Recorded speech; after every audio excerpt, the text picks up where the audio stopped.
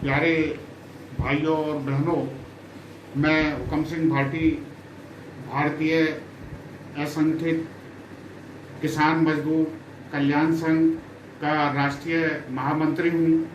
भाइयों, अभी हम जिस क्षेत्र की चर्चा करने वाले हैं ये वो क्षेत्र है जिसमें आप, मैं, हम सब लोग इसमें आते हैं।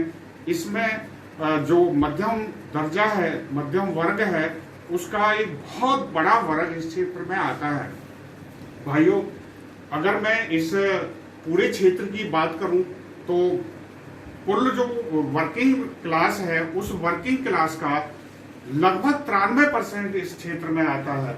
और इस क्षेत्र में हमारा जो नीति आयोग है उसने भी ये माना है कि इस क्षेत्र में 85% हमारे काम करने वाले लोगों की, चाहे उसमें जो स्वरोजगार कर रहे होंगे या वो सर्विस में होंगे या वो दूसरे कोई काम कर रहे होंगे, वो सारे के सारे लोग इस क्षेत्र में आते हैं। आज इसी के ऊपर हम विस्तृत चर्चा करेंगे कि वो कौन कौन से क्षेत्र हैं जो असंगठित क्षेत्र में शामिल होते हैं, असंगठित क्षेत्र में गिने जाते हैं, जिसको आज अगर बहुत जरूरत है, सरकार की ध्यान देने की विशेष आवश्यकता है, बहुत भारी भरकम उनको राहत देने की आवश्यकता है। क्योंकि अगर कोरोना में अगर कहीं पीड़ित है तो ये असंगठित क्षेत्र ही है। अभी हम चर्चा करेंगे इस क्षेत्र में कौन कौन से क्षेत्र इसमें शामिल हैं। क्योंकि हम असंगठित क्षेत्र की बात कर रहे हैं, असंगठित क्षेत्र में कौन शामिल है, वो कौन लोग हैं जो असंगठित क्षेत्र में आते हैं, वो कौन लोग हैं जिनको तुरंत राहत की आवश्यकता है, तो उसके विषय में अगर हमें चर्चा करनी है तो ये जान लेना भी बहुत जरूरी होगा कि असंगठित क्षेत्र में वो सारे लोग आते हैं जो जिनका मैं इसमें एक एक का वर्णन इसमें कर रहा हूँ। इसमें वो सीमांत किसान आता है जो 2.5 एकड़ से कम का जमींदार है, 1 हेक्टेयर से कम का जमींदार है। इसमें वो किसान आता है, वो छोटा किसान आता है जो 5 एकड़ से कम का जमींदार है, अर्थात 2.5 एकड़ से कम की जोत करता है। इसमें वो मजदूर आता है जो खेती में काम करता है। इसमें वो खेती में काम करने वाले वो सारे लोग आते हैं जो किसान के साथ जुड़ करके उसके मदद करते हैं। उसके अलावा इसमें मछुआरा आता है, पशुपालक आते हैं, निर्माण में काम करने वाला मजदूर आता है, पशु की खाल का काम करने वाला आता है, बुनकर है, और नमक का काम करने वाला है, तेल का काम करने वाला है, बधुआ मजदूर है। दूसरे प्रदेशों से आकर के जो मजदूरी का काम करते हैं वो लोग भी इसमें शामिल हैं। ठेकेदार के साथ काम करते हैं जो ठेकेदारी प्रथा में काम कर रहे हैं, और आजकल तो ज्यादातर ही ठेकेदारों के नीचे जो मजदूर काम करते हैं वो भी असंगठित क्षेत्र के मजदूर गिने जाते हैं। सफाई कामगार हैं, जो लोग घरों में सफाई का काम करते हैं, जो मोहल्ले में सफाई का काम करते हैं, जो किसी कॉरपोरेशन, किसी बड़े किसी इंस्टीट्यूट में सफाई कर्मचारी नहीं है, जो अपना इंडिपेंडेंट काम करते हैं, वो लोग भी इस क्षेत्र में आते हैं। इसके अलावा पशुओं को ले जाने वाले ड्राइवर जो गाड़ियों को चलाते हैं वो इस क्षेत्र में आते हैं। प्रसूति कराने वाली दाई जो दाई होती है वो इस क्षेत्र में आती है। घरेलू नौकरानी इस क्षेत्र में आती है। जो नाई का काम करते हैं, हेयर ड्रेसर हैं, वो लोग इस क्षेत्र में आते हैं। सब्जी विक्रेता इस क्षेत्र में आते हैं। मोची का काम करने वाले इस क्षेत्र में आते हैं। कुली है वो भी असंगठित क्षेत्र में आते हैं। टेलर का काम करने वाला है, चाहे वो महिला है चाहे वो पुरुष हैं।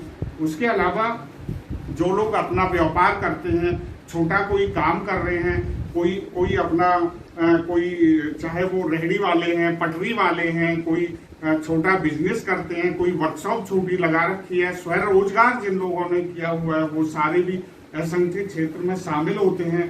ऑटो का ड्राइवर है, रिक्शा चालक है, खाती का काम करने वाला है जो फर्नीचर का काम करता है, शहरी गरीब लोग हैं वो भी असंगठित क्षेत्र में आते हैं। इसके अलावा टैक्सी चालक हैं, ट्रांसपोर्ट ट्रक बस वगैरह चलाने वाले जो चालक हैं वो असंगठित क्षेत्र में आते हैं। उन सबके विषय में सोचना ये एक आज का बहुत बड़ा एक विस्तृत बिंदु होगा।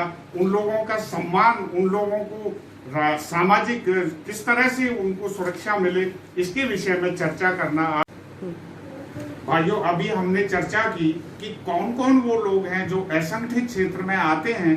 अब बात ये आती है कि क्या जो असंगठित क्षेत्र की मैं अगर कामगारों की बात करूं, जो लोग काम करते हैं, उनको भी वो सारी सुख सुविधाएं मिलनी चाहिए जो एक बैंक के कर्मचारी को मिलती है। उनको वो सारी सुख सुविधाएं और वो सारे कानून जो बने हुए हैं, चाहे ईएसआई का है, पीएफ का है, और कोई भी प्रोटेक्शन का कानून है, उस सब की प्रोटेक्शन उसको भी मिलनी चाहिए जो इस असंगठित क्षेत्र में काम कर रहा है।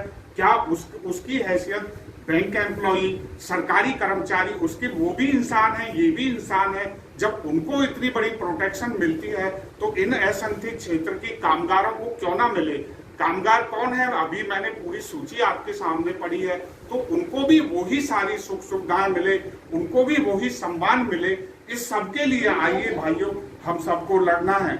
इसी तरह अगर मैं स्वरोजगार की बात करता हूं, तो जिस तरह से एक फैक्ट्री चलाने वाले को लोन फैसिलिटी है, फैक्ट्री चलाने वाले को सरकार सारी सुख सुविधाएं देती है, उसको टैक्स में छूट देती है, उसको जितनी सारी सुविधाएं उसको सरकार के द्वारा दी गई हैं, उसी तरह जो लोग अपना रोजगार कर रहे हैं, चाहे वो रेहड़ी वाला है, पटरी वाला है, चाहे वो छोटी वर्कशॉप चलाता है, उसको भी उसी तरह की सुविधाएं मिलनी चाहिए। क्योंकि असंगठित क्षेत्र का आदमी कहाँ रहता है, वो कॉलोनी में रहता है, वो ऐसी अर्ध विकसित किसी एरिया में रहता होगा। वहां उसने बेचारे ने अपने पेट को काट करके, पेट से पट्टी बांध करके उसने अपना प्लॉट लिया होगा, मकान बना लिया होगा। लेकिन जब वो उसी मकान को बैंक में प्लेज करके लोन रखने के लिए जाता है तो बैंक उसे दुत्कार कर बाहर निकाल देता है। इस तरह की असमानता क्यों? आइए हम सब लोग मिलकर के इस असमानता के खिलाफ लड़ेंगे और सरकार से मांग करेंगे कि वही सम्मान जो ऑर्गेनाइज सेक्टर को मिलता है, जो संगठित क्षेत्र के लोगों को आपने दिया है, वही सम्मान असंगठित क्षेत्र के लोगों को मिलना चाहिए। आज के एपिसोड में इतना ही, और अगले एपिसोड में फिर मिलेंगे। आपका बहुत बहुत धन्यवाद। जय हिंद, जय भारत।